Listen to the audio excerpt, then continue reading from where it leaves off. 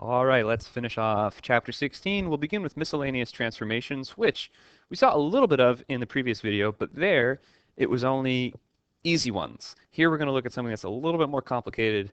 It's not too bad if you can just remember one simple rule, but we'll start off with something that's easy-ish. And by miscellaneous transformations, I just mean multiple transformations happening at once. So in this first one, we have f of x. First, it's going to be reflected in the x-axis. Then we're going to have a translation. And then finally, we're going to stretch it vertically with a scale factor of 2. So we start off with f of x reflecting over the x-axis. That's a vertical reflection. So the negative goes outside of f of x.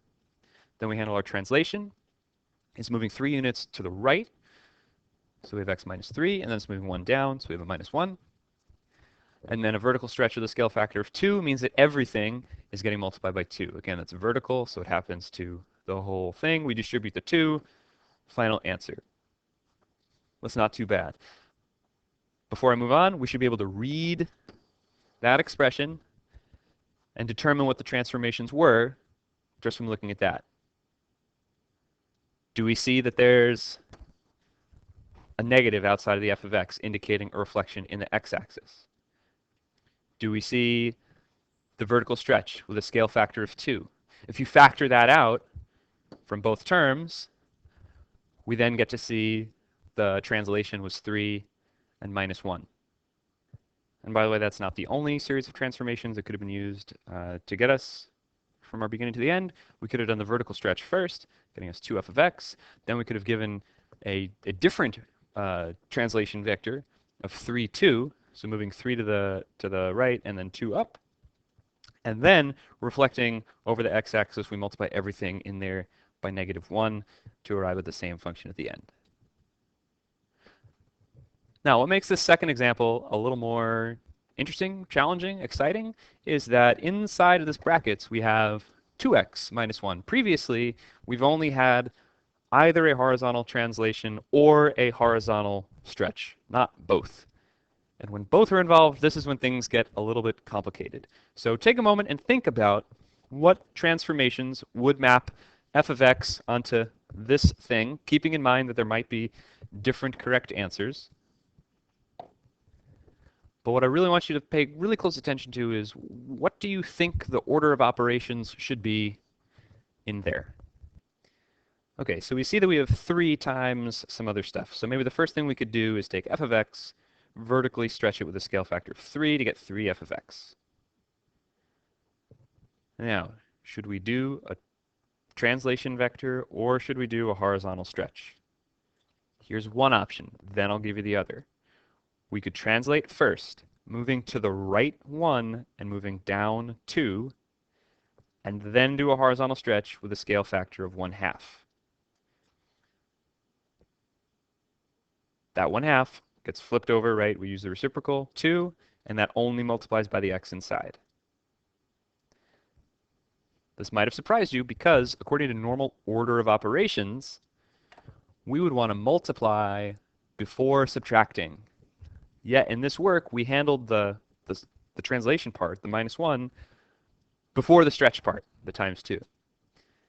And all I have to say about that is, remember what we said in the previous video, everything happening inside the brackets is happening the reverse of what you want it to.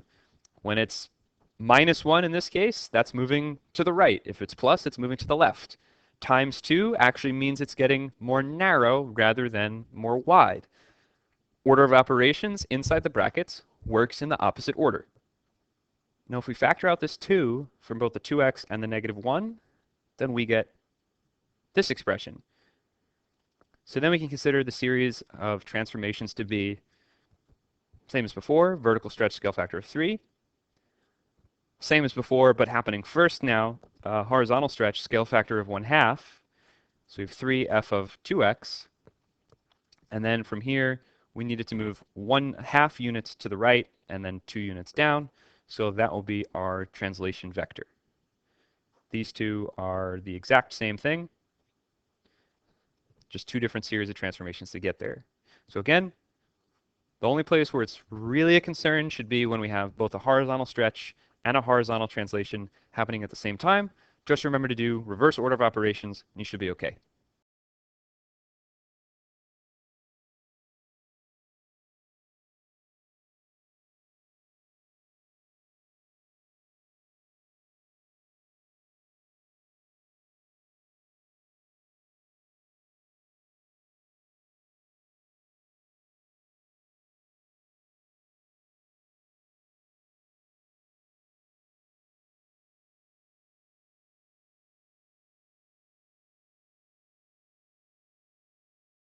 I just want us to visualize this really quickly. Here's a parabola.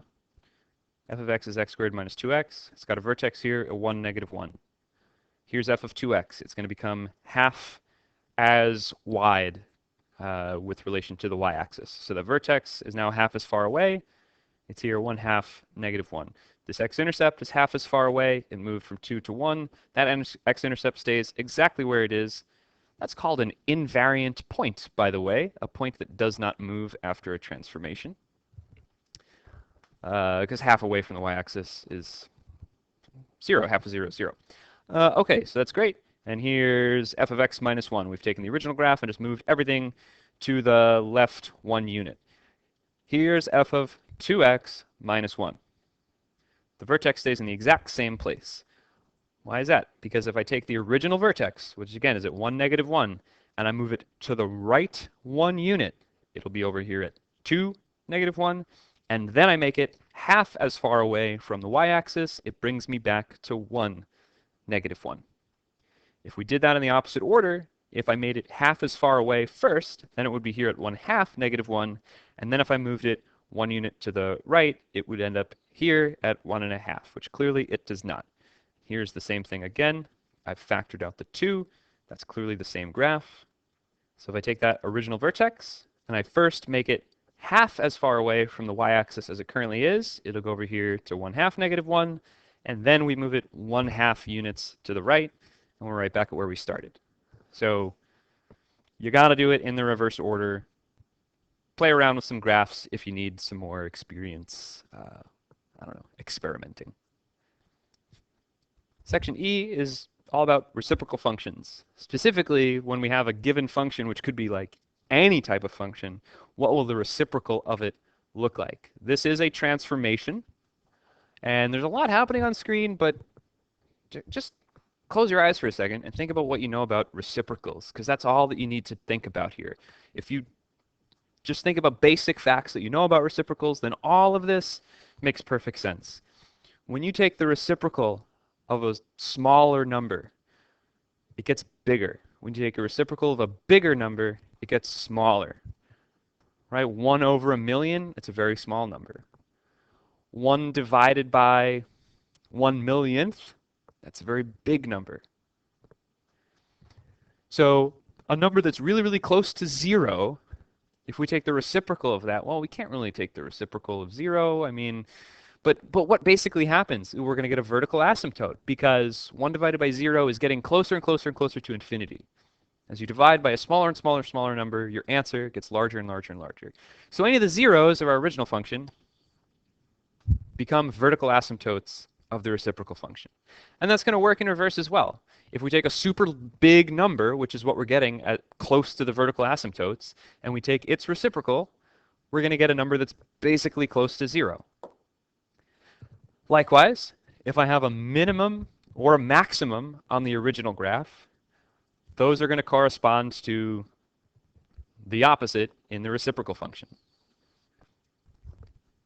Again, because as the value going in is bigger, its reciprocal will be smaller, and vice versa. Finally, when the original graph is positive, the reciprocal graph will still be positive. When the original graph is negative, the reciprocal will still be negative, because of course reciprocals don't change signs. And this last bullet point is pretty much saying the same thing as we saw up here in these first two. The first two were about when we have an exact 0. This is just saying, hey, when the graph gets really, really close to 0, then the reciprocal graph gets really, really close to positive or negative infinity. And when the original gets close to positive or negative infinity, the reciprocal is getting closer to 0. With that in mind, let's take a look at some reciprocal graphs. It's easier than you think. So here's a parabola. We're going to draw its reciprocal. We're going to draw 1 over whatever parabola this is. We don't need to come up with the equation of it, by the way. We're just going to sketch the graph. So what am I looking for?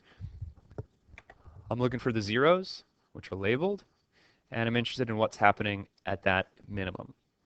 So the zeros are going to become vertical asymptotes. That minimum is going to become a maximum.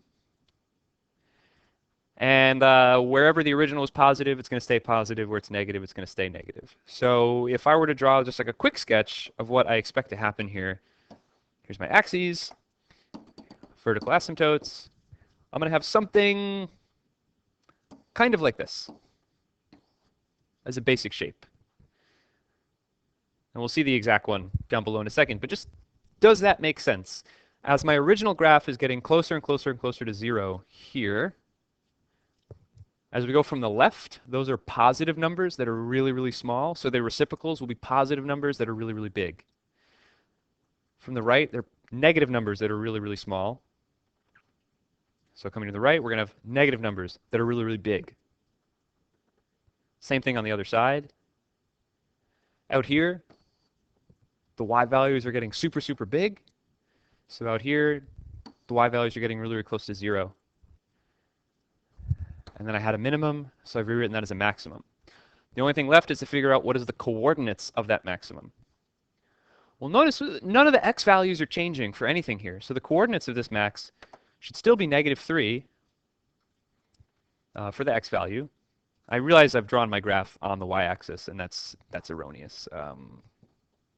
Yeah, something a little more akin to that. Whatever. But anyway, the x value will still be -3. The y value will be just the reciprocal of that one. So it should be -3, -1/2.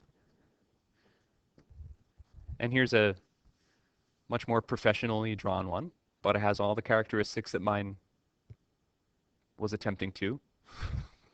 Drawn a little better, and we see that the maximum is exactly at -3, -1/2. It's really not that bad. Let's take a look at 2 more. So here, the answers are already on screen. In the first one, we have a line. That line has a 0, so that means that the reciprocal will have a vertical asymptote. As that line goes out to the right, its y values are getting really, really big, so the reciprocal is going to get close to 0. As that line goes out to the left, its negative values get really, really big, so its reciprocal is going to go to 0. And then as that line gets closer to that 0 in the middle, its reciprocal should get closer to the vertical asymptote. And if you think about it, we should already know what that graph looks like, because that's just a simple rational function that we talked about in a previous video. So we should not be surprised to see this hyperbola shape with a vertical asymptote at x = 2. And on the right, we have x squared and 1/x squared. Again, the parabola has a 0, so its reciprocal should have a vertical asymptote. As the parabola gets closer to the 0, reciprocal gets closer to infinity. As the parabola gets closer to, gets out towards infinity, out here to the right and left, the reciprocal gets closer to 0. So yeah, that's pretty much all there is to know here. Nothing happens to the x values because we're doing 1/f of x, and those are y values. You understand how reciprocals work, so just think about taking the reciprocal of every single point along your original graph, and then figuring out what the new picture should look like. It's really not that tough. And this is a popular question type from the IB on paper 1. They've asked this many, many times. So don't overthink it, and I think it'll be okay. And remember, any fool can know, the point is to understand. So don't try just memorizing those bullet points from the previous page. It's all about reciprocals. And if you know that, then you'll understand the whole thing.